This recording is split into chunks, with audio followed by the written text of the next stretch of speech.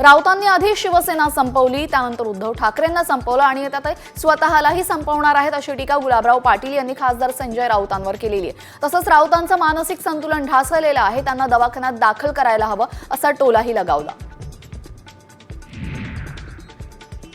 राज्याचे माजी मुख्यमंत्री पृथ्वीराज चव्हाण आज दुपारी बाबा आढाव यांची भेट घेणार आहेत। बिबवेवाडी यांच्या घरी जाऊन ते भेट घेतील, तर बाबा आढाव यांनी 3 दिवस पुण्यातील फुलेवाडा येथे आत्मक्लेश आंदोलन केलेले आहे।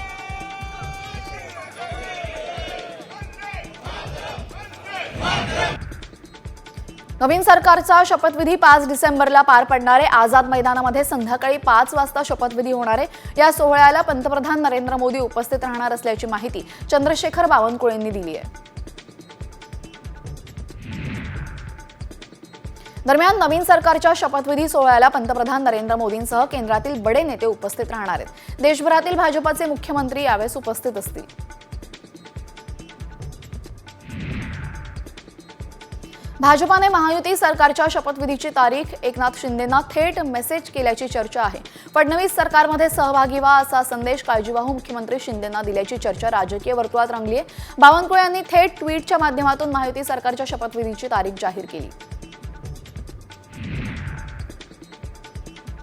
महायुती सरकारच्या शपथविधी सोहळ्याचा मुहूर्त ठरलेला आहे, मात्र मुख्यमंत्री कोण होईल याचा फैसला अजूनही झालेला नाहीये। महायुतीचा मुख्यमंत्री हा भाजपाचाच असल्याचं चित्र सध्या तरी आहे, मात्र त्याच्या नावावर अजूनही शिक्कामोर्तब झालेला नाहीये।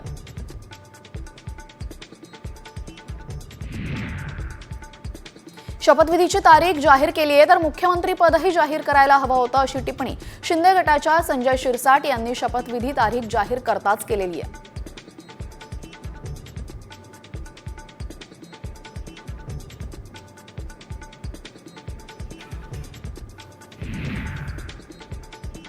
बारामती विधानसभा मतदारसंघातील शरद पवार गटाचे उमेदवार युगेंद्र पवार यांचा आभार दौरा सुरू आहे।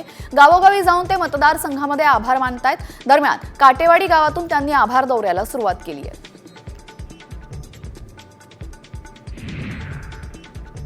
राष्ट्रवादी काँग्रेस शरद पवार पक्षाच्या आमदारांची आज शरद पवार आणि जयंत पाटील यांच्या उपस्थितीमध्ये मुंबईत बैठक आहे। दुपारी 3 वाजता प्रदेश कार्यालयात बैठकीचे आयोजन करण्यात आले। बैठकीमध्ये गटनेता, विधिमंडळ पक्षनेता आणि मुख्य प्रतोद यांची निवड होण्याची शक्यता आहे।